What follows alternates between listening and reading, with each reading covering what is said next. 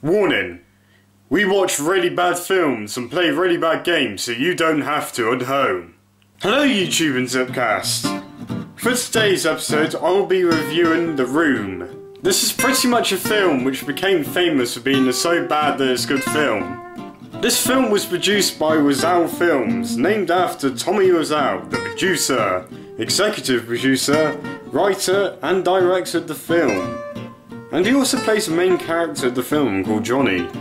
Well, it wasn't supposed to be a film to start off with.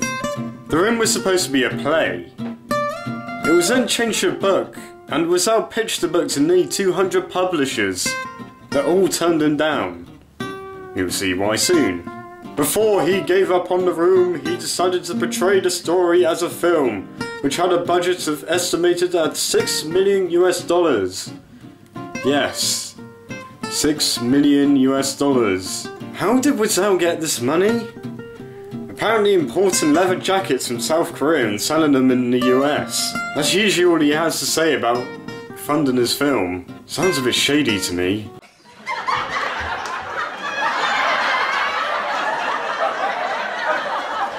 Oh well, let's get into the film. Definitely not ripping off Universal Studios. The film starts off with showing a load of establishing shots of San Francisco.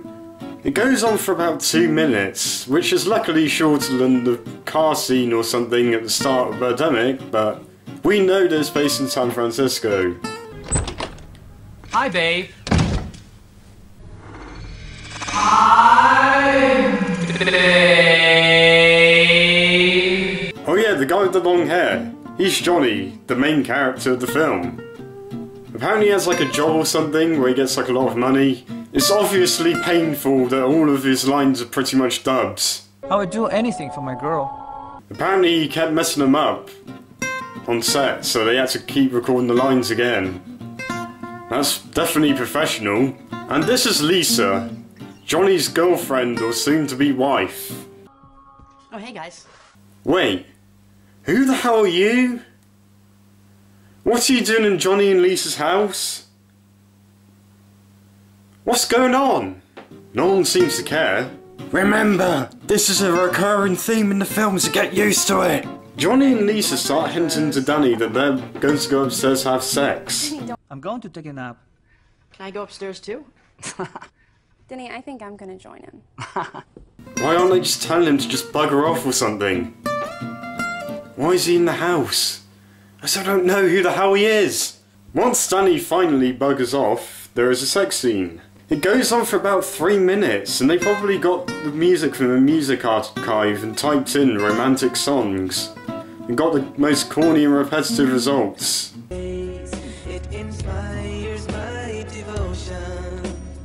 I really don't want to see that. Afterwards, there's what I'm going to call the Lisa and Mum scenes. Pretty much, they talk about how men are pigs and how they should be pretty much used. The mum even says for the reason why Lisa should stay with Johnny is because he's getting a promotion, he's going to get more money. And his position is very secure. And he told me he plans to buy you a house. Yeah, there's about 6 or 7 more of these scenes, and not really much changes. Like, they might change 1 or 2 of the lines around, but yeah. How you doing? Yeah, I'm very busy. What's going on? Oh wait, another character which I didn't properly introduce. This is Mark.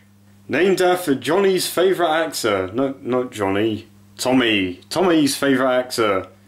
Sounds very similar, really. Matt Damon. Wait, how can you get it that wrong? Mark. Matt. Mark. Matt. This is something which you can't even really make up. You just see how bad Johnny is at writing films. Or writing anything. I keep calling him Johnny. He's Tommy, okay? Lisa tries to seduce this random character Mark. But this is what Mark has to say. Johnny's my best friend. Wow, I really needed to know that. You pretty much went from a completely random character to pretty much Johnny's best friend. But did you know you're probably going to do the worst thing which you could do to your best friend? There's another sex scene, which is pretty much the exact same, but instead from Johnny there's Mark. Wait, what? They're having sex on the stairs? I wouldn't say that's like the most practical place. So then all of a sudden it cuts to Johnny buying flowers. I know this scene isn't important, like pretty much all scenes apart from about 1 or 2 of them. But it's so obvious that he's self-inserting himself to look like a good person. How much is it? It'll be $18. Here you go, keep the change. Hi, doggy. You're my favorite customer. Thanks a lot, bye. He then goes home to inform Lisa that he didn't get the promotion. I still love you. You're the only one who does. That person who owns a flower shop really likes you. Mark's your best friend. There's probably going to be even more characters in the future which really like you. Lisa and Johnny start drinking. It's all just all of a sudden just cut to them like about half an hour later, an hour later, and supposed to be like really drunk. I don't know, it just doesn't really look right.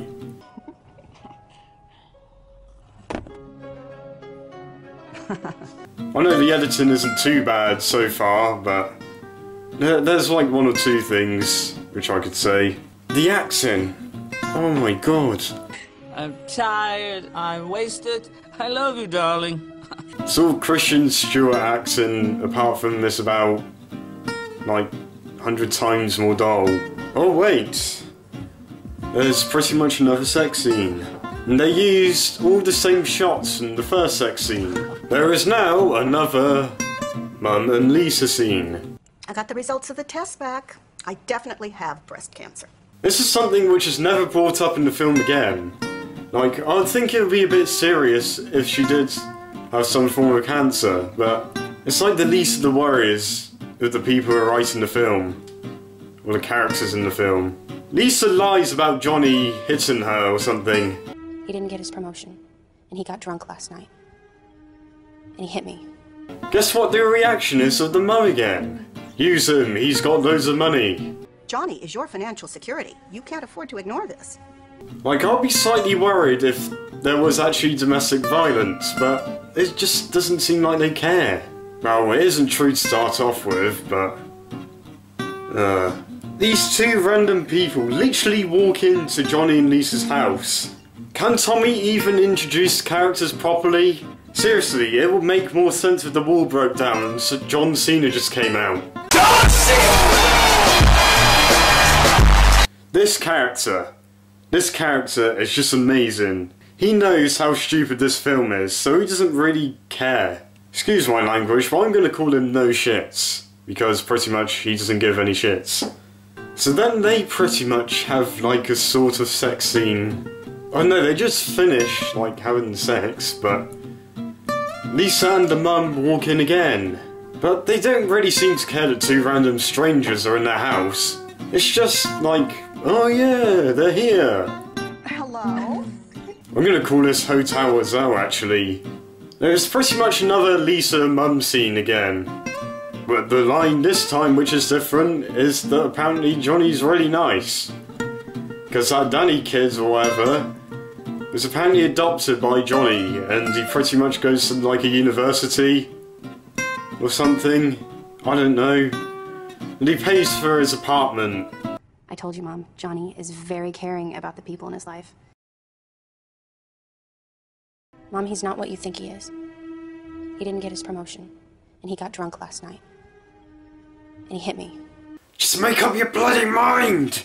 Danny is on top of this building, and a thug literally appears out of nowhere. And wants him to give him money or something. What do you mean it's coming, Penny? Where's my money? He literally then threatens him at gunpoint. Johnny and Mark literally appear from thin air and come and save him. They pretty much take the thug away, and all the other characters which have been in the film also come off onto the roof as well. Apparently Danny's been doing something to do with drugs, but you don't even know if he's taking them or selling them or anything really. I don't have them anymore. You're out of drugs, Denny! It doesn't matter. I don't have them anymore. It doesn't matter. How in the hell did you get involved with drugs? Johnny's doing the hold fart in public face. I really need to fart then. I did not hit her. It's not true. It's bullshit. I did not hit her. I did not. Oh, hi, Mark. This took 32 takes. 32. This is apparently the best take out of all of them. Imagine what the other 31 were like. Mark and Johnny are pretty much talking about Lisa lying about Johnny hitting her. Well, actually, Danny actually came up and he's talking about Johnny and Lisa. And he says something about Lisa being pretty or something. Go on. She's beautiful. She looks great in a red dress. Even though he says about a few minutes before that he thinks of Johnny as a dad. He's like a father figure to him. Now that's pretty weird. Oh no, it's not pretty weird, it's extremely weird. Also, another thing which I just thought about now, none of the scenes actually link up. We're like half an hour into the film and no scenes actually link up with each other. Lisa tells the girl from earlier that she's cheating on Johnny. Johnny's okay, but I found somebody else. Lisa, this isn't right. You're living with one guy and you're sleeping with another guy? I'm doing what I want to do. Lisa pretty much has no moral compass. I think Tommy wrote the character in like this so they can actually sympathise with Johnny. Johnny and Lisa have an argument over the lie. They start using really long words to make them sound more intelligent. They use hysterical at some point, like in a bad way, even though I think of it as someone like, oh yeah, you're hysterical, ha ha ha ha. Why are you so hysterical? Oh, bloody idiots. So what does Johnny do when Lisa accuses him of hitting her? Pushes her, and say this with me, the internet. You are tearing me apart, Lisa! Johnny and No Shits are being Johnny and No Shits. No Shits is pretty much talking about him and his girlfriends having sex in Johnny's house. Me and Michelle, we were making out at your place. He doesn't even seem to care. All of the other male characters appear and they start throwing this American football around. That's pretty much the scene. There is another Lisa and Mum scene where they're pretty much talking about Lisa cheating on Johnny. Johnny overhears them talking about it. But instead of confronting them, what does he do? Gets a tape recorder from literally nowhere and it connects it to the phone. Yeah, it's actually one shot which goes on for about 1 minute of Johnny actually setting up the tape recorder. You could add in like a cut or two. Another character is introduced. Johnny's psychiatrist friend. But you're a psychologist. So they're pretty much talking about Lisa cheating on Johnny. Not really much else really happens. Mark walks in and he says about cheating on someone. Well, the person who he's technically going out with, like, is cheating on someone else, sort of thing. He makes it so obvious that it's Lisa. I have a girl. She's married. I mean, she's very attractive. It's driving me crazy. Why didn't you mention this before? I mean, is there anyone I know? No, man, you don't know her. Can I meet her? I don't think so. It's an awkward situation. For some reason I can't really remember, they start calling the psychiatrist's friend a chicken. That's like the binary opposite of like a chicken sound. Why include it in? That's pretty much with about 98% of all the other scenes. Why do you include them in? The psychiatrist's friend is the only one which knows that Mark is actually talking about Lisa. You're having an affair with Lisa, aren't you? So what does Mark do? Pretty much threaten his life. He's like hanging off of a building sort of thing. He's about to punch him or something. But then about 10 seconds later, they don't seem to care and they're just talking normally.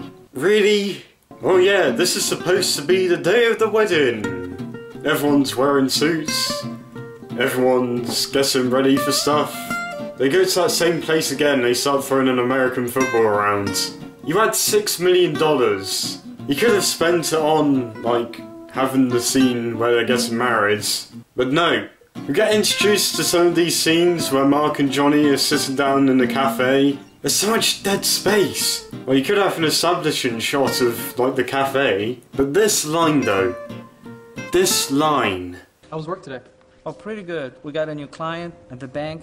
We'll make a lot of money. What client? I cannot tell you. It's confidential. Oh, come on. Why not? No, I can't. Anyway, how is your sex life? That is the greatest moment of film history. Let's hear it again. How was work today? Oh, pretty good. We got a new client at the bank. We'll make a lot of money. What client? I cannot tell you, it's confidential. Oh, come on, why not? No, I can't. Anyway, how is your sex life? All of this stuff seems pretty pointless now. There's like a few other Mum and Lisa scenes. There's a few other stuff. Not really that much else happens. Apart from, I don't get why Johnny just doesn't confront Lisa. He knows Lisa's cheating on him. Finally, it seems like we're at like the final act sort of thing. Already? But this is supposed to be Johnny's birthday party. I don't know how old he is or anything. So Lisa's trying to have sex with Mark again, even though pretty much every single character's there.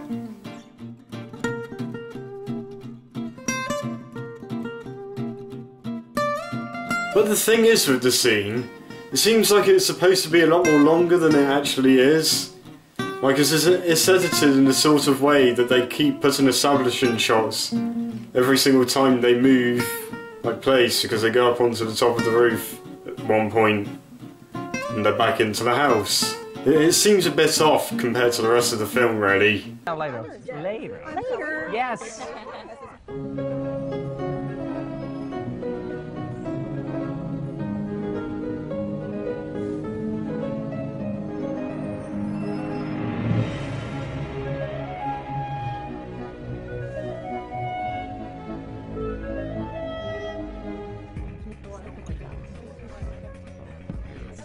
Lisa and Mark are alone in the house. What's going on here? Why are you doing this? And... wait? Who are you? I know I said this about 5 or 6 times already in this film. But who are you? Yeah, this is supposed to be the psychiatrist, right? You wouldn't have known this if you didn't actually do any research. But the actual psychiatrist, he had other acts and stuff to do. I don't know what the word is, I said it before. Yeah, they just gave the lines to this random person. He sort of then becomes like the awkward third wheel sort of thing in the conversation. You've got to be honest with Johnny. I agree with that. Lisa starts talking about cheating on Johnny, pretty much in front of Johnny. Mark also makes it really obvious again. So Lisa changed her mind about you. Huh. Wake up, man, what planet are you on? So Johnny starts calling Mark a chicken again, with that really bad chicken sound. You're just a chicken. Chip, chip, chip, chip, chip, chip. They start having this sort of fight, so everyone leaves. He then, finally, after like 40 or 50 minutes, he actually confronts Lisa.